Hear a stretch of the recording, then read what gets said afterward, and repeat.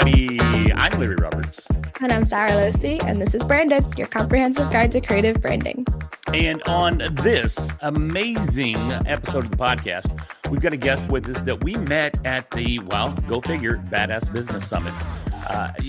Obviously, that summit is a tremendous event. So if you're in the Dallas-Fort Worth area, you do yourself a favor and check it out this year in 25. It'll be sometime in the fall. Don't have any real information on the exact dates yet, but with all of the guests that we're bringing on from last year's, again, just do yourself a favor and be there. But with us today is Melissa Cohen. Melissa left behind a successful career in the fashion industry to follow her heart. How fun is that? That's what we all want to do, right? She helps people gain clients, grow their business, or land their dream job by leveraging the power of LinkedIn. And, you know, we've had some LinkedIn discussions, but I think we're going to get some insight that we haven't seen before here on the show with Melissa. So, Melissa, thank you very much for joining us. Thank you so much for having me. And I'm going to also give a shout out to Babs. And you don't have to be in the Dallas-Fort Worth area, right? Because I'm in New York City. So you're welcome, Donnie. Very true. And wide. Yeah, Donnie's going to smack me the next time he sees me. He's like, dude, it's a national level conference. And you're right. So thank you for correcting me there. So yeah, early, that's good. I gotcha. Well, Melissa is the queen of all things LinkedIn. And you also had a book come out, if I'm not mistaken. I did. Thank you so much for mentioning that. You were so kind to, you were at my book signing that we had in. I was posing. You were with the book, and you know, you stand out in that photo, right? Because you are a branding expert yourself, and so you're in your hot pink outfit, and so you just made that photo. So thank you.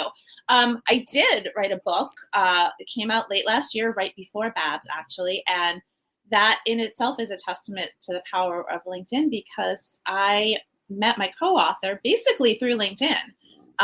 We do not even live in the same state, and we wrote our book together mostly over Zoom and Google Docs. So power of LinkedIn is real. That is super cool. So I think a lot of folks have some predispositions to LinkedIn, thinking that it's strictly just for looking for jobs or for, you know, corporate America. But we found out recently, though, that LinkedIn is really just another social media platform. Give us your perspective on that. Why are people still locked in on LinkedIn, just being locked in on LinkedIn? How'd you like that? Why do people still think that LinkedIn is primarily just a professional platform?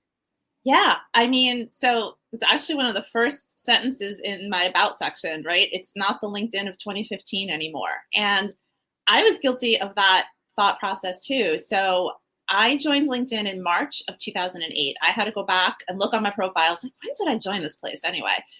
So March of 2008. And the first time I made a post was in 2020. So for 12 years, I basically ignored that platform. Wow. Because it was boring, right? It was boring. It's where your resume went to die. And that was it. If you needed a job, you went there. If you started a new job, you posted about it. So everyone could say, congratulations. And then you disappeared until you needed another job. And so what happened to me in 2020 is I lost my job, and it was a job, you know, with my dream company where I'd been for over 11 years. And it was right in the middle of the pandemic, living in New York City, super isolated, heavy lockdowns. And I said, well, okay, I better go on LinkedIn because I need a job. And I was shocked at what I found there. It was not where your resume went to die. It was exactly as you said, it was a social media platform. And I say without really any irony that LinkedIn kind of saved me. It gave me a social outlet. There was so much misinformation here and so much fear, and, you know, going outside and going to the grocery store felt like your life was in danger, right? And so I started to actually enjoy spending time on the platform and getting to know people there and looking forward to seeing their content. And it really became like my virtual water cooler and my virtual Starbucks. LinkedIn is still a more professional platform. So sure. I appreciate that. No offense to any X fans, but it's not X, right? X is like super toxic for me. I go there, I'm like, Dude, I can't get on there. If you're on there for more than like 30 seconds, your day's ruined. Yes, exactly. It is the most vile, the most aggressive, the most hate-filled platform I've ever been on. It is just, and I've tried to change my feed. I've tried a variety of things to make it a more positive experience, but I just can't. I can't go on there. It's just terrible. I can't even get on board with calling it X.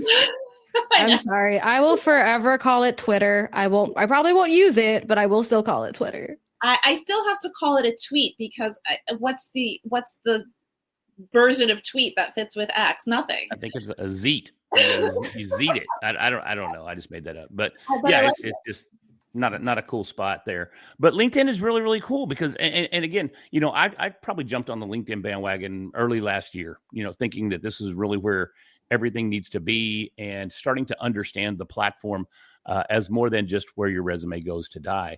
But it still surprises me when I see posts that I would typically expect to see like on Facebook over on LinkedIn. I still struggle with that.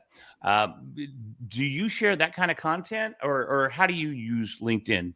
So, that's a common sort of complaint, right? This isn't Facebook. Save that for Facebook. I think there's a line, right? Do I think some people tend to overshare? Yes. But if that feels right to them and that's authentic to them, no judgment, right? I think the line between the personal and the professional was forever changed, forever blurred in the pandemic, right? Because a lot of us are no longer going into an office every day, right?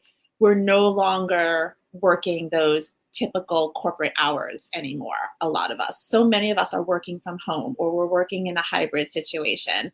And, all those years, well, I guess it wasn't years, it felt like years, all those months of Zoom calls being the only way to communicate, we saw a lot of each other's personal lives that we might not have been privy to previously, right? Because you were taking Zoom calls from home. So suddenly, people's homes were in the background. People's children were making appearances on Zoom calls. People's pets were making appearances on Zoom calls. All I can think of now is like all of the accidents on Zoom calls. Like I was on a Zoom call and she walked into the bathroom and I can just hear her peeing. Oh my God. Ooh. And the video was still on. Oh no. Or Oh maybe, no. maybe you accidentally stood up and you saw that you're still in your PJ bottoms and your house shoes, right? So hopefully at least you're wearing pants, right? That was like a big one, right? Some guy stood up in the middle of a meeting and didn't have pants. Oh yeah. So, I also firmly believe that people want to work with people and people want to hire people. And so that's why, right, personal branding, it's this like super buzzy term, but that's why it's important, right? Because you want to know the person you're going to hire. You want to know the person you're going to work with. And so I don't mind that it's a little more personal and a little more fun. I actually think that makes it super interesting. But what I love about LinkedIn is that we are posting, for the most part, under our real names, right? And so in that way, it's a little bit of a self-policing platform and you don't get all of that toxicity, right? Because are you going to post something being a complete jerk, knowing that your boss could see it or that your clients could see it? You're less likely to do that. Shoot, I consider that even sometimes when I am on X and somebody says something I don't necessarily agree with, and I type out this, I'm going to tell them. And then after I type it out, I go, someone could see this, delete. It's the same thing. But I think on LinkedIn, it's even more exposing because like you said, it's under your name. You don't have a username or a profile name or a pseudonym of any sort that you're going by. This is really you. And it's going to reflect directly on you with your colleagues and potentially your boss and friends and everything. Correct. 100%. I think with LinkedIn too, like if you go on Facebook, a lot of us, we have our Facebook page and we have our company Facebook page, and the content is completely different. But then I know for me, if I go on LinkedIn, I have a company Facebook page. I mean, I have a company LinkedIn page, but I'm still posting 99% of the content to my personal. And it always, when I do it that way, always performs so much better. Can you talk a little bit about that and why even like if you're building a brand on LinkedIn, you still should be using your personal page instead of a company page? Yeah, 100%. So 2 reasons. One, people want to work with people, right? So if I want to work with favorite daughter, I want to know who you are, right? Who am I working with? What's Sara like? What does she talk about? What is, is she a person that I want to work with? And then the other reason is company pages just don't get any love on LinkedIn. They just don't. I would guess because LinkedIn wants you to pay for boosted ads, boosted posts, basically paid advertising. But if you post the same exact content from your personal page and your company page, your personal page is going to get way more engagement. It's going to get way more impressions, and people are going to react to it more because they're going to see it more. So there's no harm in posting from your company page. And I would say absolutely do it from time to time. But for sure, you're always going to want to leverage your personal profile. When you mentioned engagement, and whenever we talk about engagement on social media, I tend to go down this rabbit hole of folks are expecting people to either like or heart or whatever, or maybe even comment on their content, but then they don't take the time to go back and comment on every comment and create that whole social aspect of social media. On LinkedIn, how important is it that you go back and actually engage with those that have engaged with your content? Oh, you're speaking to my heart. This is my favorite subject. I could talk all day about this. It's super important, right? So I always liken LinkedIn to, like I said, a virtual water cooler, a virtual Starbucks. Sometimes I refer to it like a dinner party. If someone walks up to you at a networking event and asks you a question, what do? I just walk off. That's what you're doing on LinkedIn when you don't engage, right? If somebody says, Larry, I love that hat you're wearing, you're probably going to say, oh, thanks. And then talk about it. Walk off. Right, exactly. And so it's kind of rude if people take the time to engage on your content, not to respond back. So from a selfish point of view, it's also good for your engagement, right? The algorithm that, we all love to talk about the algorithm rewards activity. And the algorithm loves to see what we would call comment threads, right? People joining in the same conversation and on the same thread of comments. That's highly rewarded, and that will help push your content out further. So from a selfish point of view, it's good to do, but it's just good manners. And I have made so many connections, so many friends, and really in real life friends, because of commenting, because you start to have conversations in the comment section. And then next thing you know, you're setting up a video, virtual coffee, you're setting up, to meet somewhere in person. And those become real relationships, whether business or personal. So I can't stress enough the importance of commenting and responding to the comments that you get. Now, it can get hard, right? If you're fortunate and you get a lot of comments, it can get really hard to keep up. And so, like me personally, my goal is always to respond to all of them if I can, but if I can't, at least 75, 80%. When we were at Babs, you sat on a panel about LinkedIn. And one of the things that I remember you guys saying was like LinkedIn, everything happens in the comment section. Like the comment section is just where LinkedIn's magic lies. But I know, like, if someone comments on my post and they say something, like, a lot of the times I do respond back, but all I really know to say is like, thanks. What are like the best practices for actually commenting on posts in a way that's going to be impactful and not just like a thumbs up, you're cool?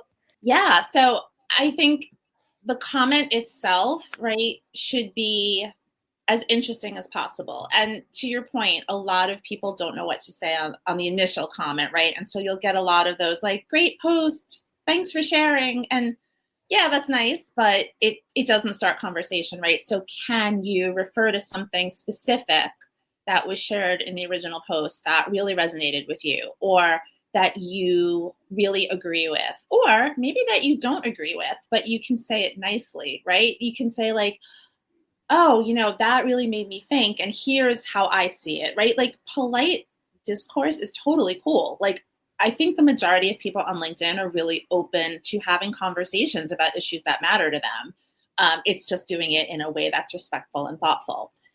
And then as far as like responding to a comment, so ideally, if you can ask a question that hopefully then requires the original commenter to respond back, that's a lot of times what I'll try to do.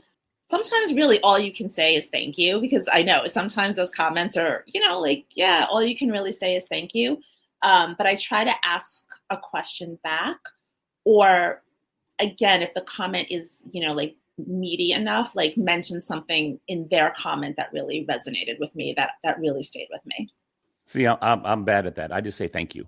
I'll make sure I reply back to that person and tag them and thank you so much. I'm just filled with gratitude, and I mean it. It's not like it's an insincere thank you, but like you're pointing out there, it doesn't necessarily relate to or lead us to an engaged conversation. It honestly, it kind of ends the conversation. It can, and listen, not every comment is a conversation starter, right? So sometimes saying thank you is honestly pretty much all you can say, and it's nice, right? It is still polite, and it's nice that you take that time to thank the person for commenting. And I do that too, right? Because not every conversation, not every comment is a conversation starter. Now, in commenting back on like your own post is good, but then I feel like one of the things you guys also talked about was if someone comments on your post, then you should go over to their profile, find a post, and comment on one of theirs. Did you say that, or am I having a fever dream? I'm sure one of us probably said it. Yes, and again, so I'm all about. I'm going to say this word wrong. There are certain words I cannot pronounce. Reciprocity. Reciprocity. Thank you. Yes, I'm all about that word. But I'm also all about things shouldn't feel transactional. And if you're keeping score, it's like you've already lost the game, right? So I never want to feel like, oh my God, Joe commented on my post, I better go comment on Joe's.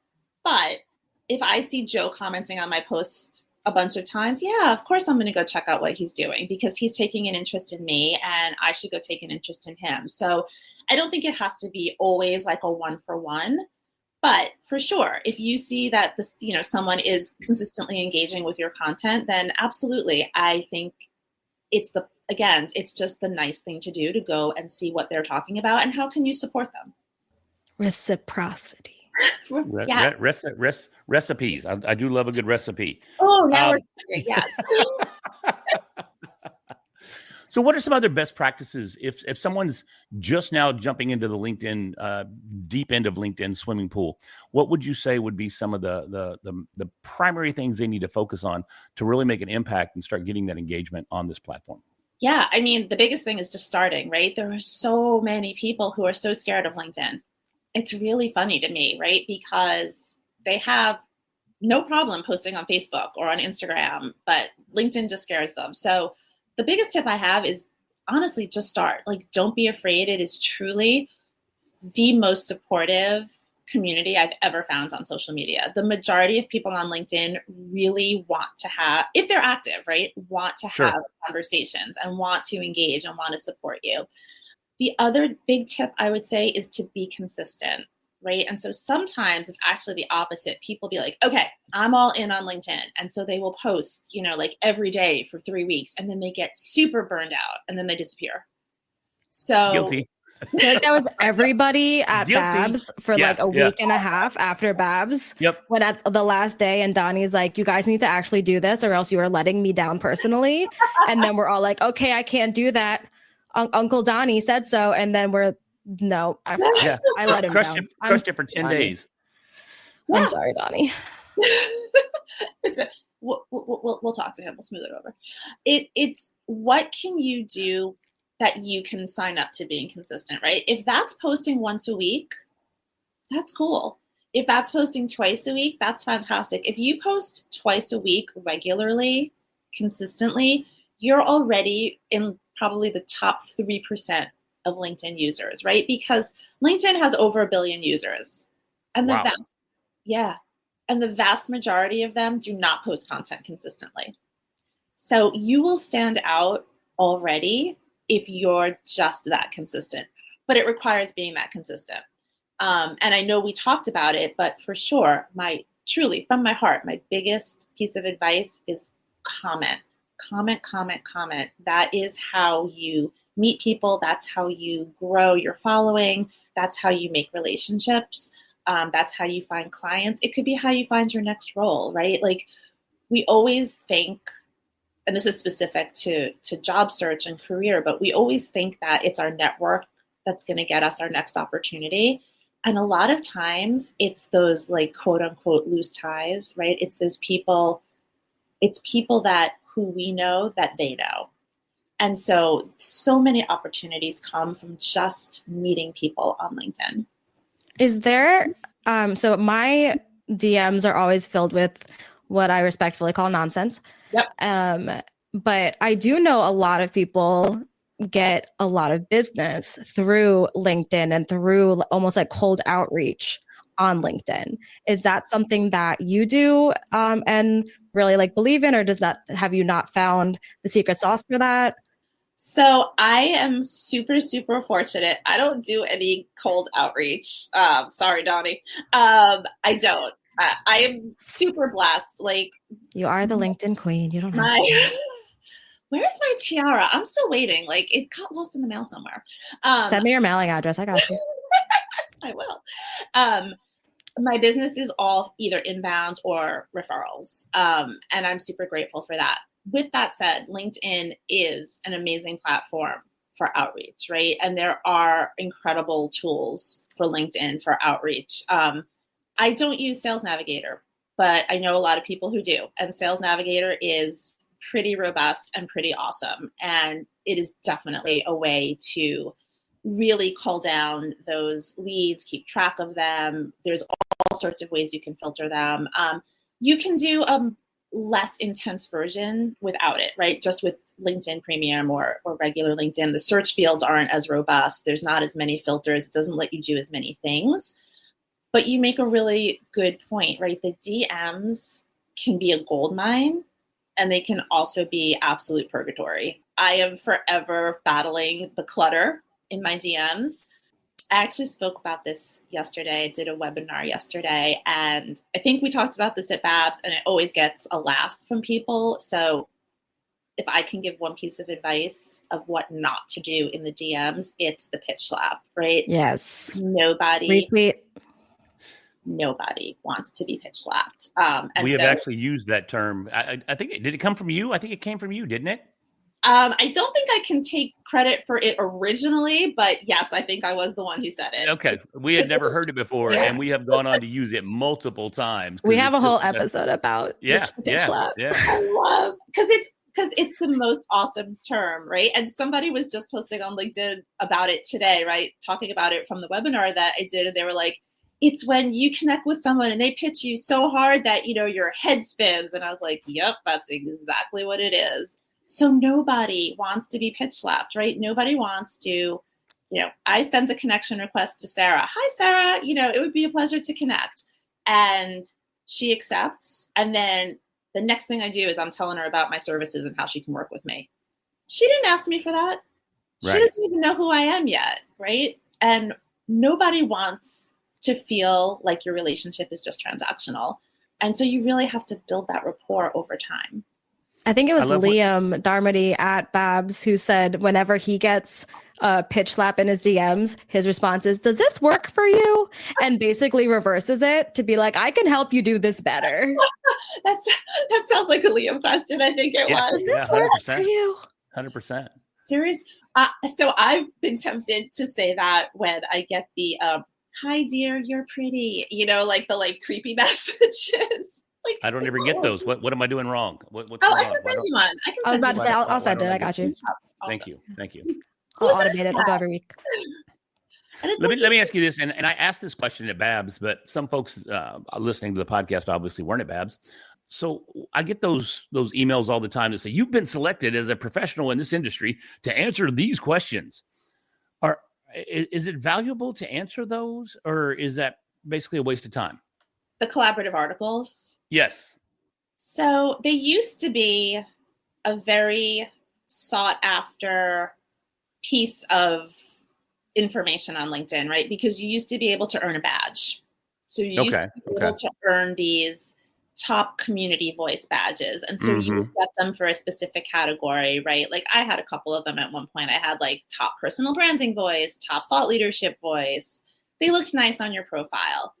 But what happened is people started to realize how to game the system because it became quantity over quality. So instead of really focusing on providing good information and sharing your knowledge, it became, okay, how many of these can I do and bang out in an hour so that I earn one of these badges?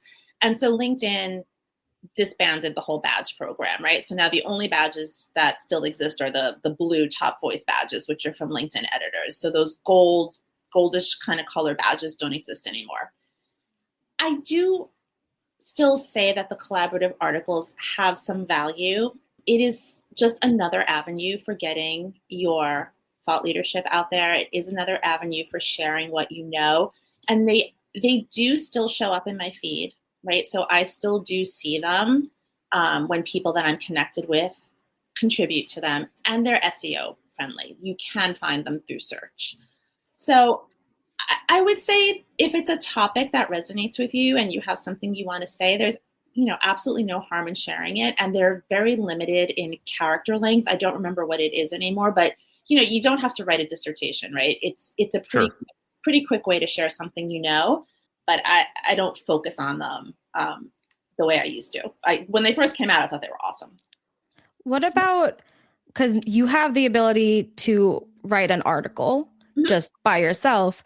What's the difference with like making a LinkedIn post and then writing a LinkedIn article, and which one is going to have like more of an impact on getting eyes on your content and all of that? Articles don't get as much traction on LinkedIn. Why? I couldn't tell you. It's one of those mysteries. Posts, short form posts will always, quote unquote, perform better. Articles are when you need to write something longer, right? Because there is a character limit on your posts. And so if you have something very lengthy that you want to share, you would write it in an article. What I would actually recommend, if you feel that you have a lot of information that's lengthy that you want to share on a regular basis, is start a newsletter. And a newsletter is just basically an article. So if you ever decide, I want to start a newsletter, it starts out as an article. And LinkedIn makes it very easy to do a newsletter on platform. It's very user-friendly. It's very plug and play. I'm not the most tech-savvy person in the world, and it's super easy for me. What it also does is it invites all of your followers to subscribe. And every time someone new follows you, it invites them to subscribe. So I started a newsletter on the platform. I don't know. It might be getting close to a year now. I'm not even sure. But I have like 8,000 subscribers, and I've done nothing to advertise it or market it or anything. So wow. super easy to get readers. The biggest problem is that I don't own their data, right? So I can see who those 8,000 people are, but I don't have any of their emails. So if like building an email list is important to you, then I would say you want to have a newsletter that's off platform. And I just started an off platform newsletter in December. And let me tell you, building that email list is hard. Yes, it is. It is not easy. It is nowhere near 8,000. Yeah, I write the newsletter for Podfest, and building that email list, even though it's a massive conference, has always been a challenge. And, it's almost like you plateau and you just get stuck at that number, and it just seems to stay there forever, no matter what you're doing. I mean, we did a tour of the whole country, and at every stop, we said, sign up for the newsletter. And when I look at the subscribers, it's about the same. So newsletters can be extremely difficult. So I think it'd be cool if you're wanting to do that to get started on LinkedIn. Yeah. Granted, you don't have their contact information, but it allows you to get in there and start writing and start sharing and start establishing yourself as a thought leader. And then when you do launch an off-platform newsletter, there may be an opportunity for you to leverage some of the followers you have on LinkedIn to immediately sign up on your brand new newsletter. 100%. Yeah, I do a lot of work with lead magnets. And just thinking like if you have all those subscribers on your LinkedIn one, having the call to action of every article be a lead magnet that then gets them to sign up for the actual newsletter is probably going to build that a little faster. Unless you're already doing that, then ignore me. No, we probably should talk. We'll talk offline. We should talk. I've got a lead magnet about lead magnets. Great. I love it. Favoriteleadmagnets.com. I have a newsletter on LinkedIn all about building lead magnets. So no, I don't really have that. I'm just kidding. But you could. You very well could. And I'm not sure why Sara doesn't, honestly, because she does such a tremendous job with her lead magnets. So thanks for the idea. Yeah, there you go. So, well, Melissa, before we wrap this thing up, what's one little piece of advice you would say other than just get started? What is that other little piece of advice that you want to leave people with? Don't underestimate the power of LinkedIn. You know, LinkedIn changed my life. I say that, and I know that sounds like so hyperbolic and ridiculous, but it has completely changed my life. It gave me an entire new career, right? If you ever would have told me that this is what I was going to do for a living, like 10 years ago, I would have said, I'm sorry, did you hit your head on something? Like, what are you talking about? So completely new career has introduced me to some of the most incredible people. I mean, people that I admire and also people that truly I just love, you know, like they are some of my dearest, closest friends. Wrote a book, speak on panels. You know, all of these opportunities are because I decided to show up on LinkedIn, and it was not easy for me. And I think that's something I do want to share before we wrap up. The first time I posted, first of all, it was a god awful post. I mean, it was so bad, but I thought I was gonna throw up. Like I felt so vulnerable and so like, oh my God, what am I doing? Because you have this mindset of everyone I know is going to see this, and what are they going to think of me? And you know what? Nothing bad happened. Nothing bad happened. And from there, I just, you know, grew more confident. And so that's my big piece of advice. Like, do not underestimate what the platform can do for you when you come with good intentions. I need to say now, because I'm still really excited about it. On LinkedIn, I just connected with an actor from one of the shows that I watched as a kid on Disney Channel. And he's like a story coach and doing all this like workshops and stuff now. And I DM'd him with a question that I've had since 2006 about the TV show, and ended up on a call with him. And now he's going to be on the podcast in a couple weeks. And I am so excited. So for any fans of Life with Derek of Disney Channel circa 2006, like dreams do come true on LinkedIn. This is what we're gonna have Sheldon on the show. Oh my God, I love this so much. This is the kind of stuff that gets me like so geeked out. Like I love it. I love it.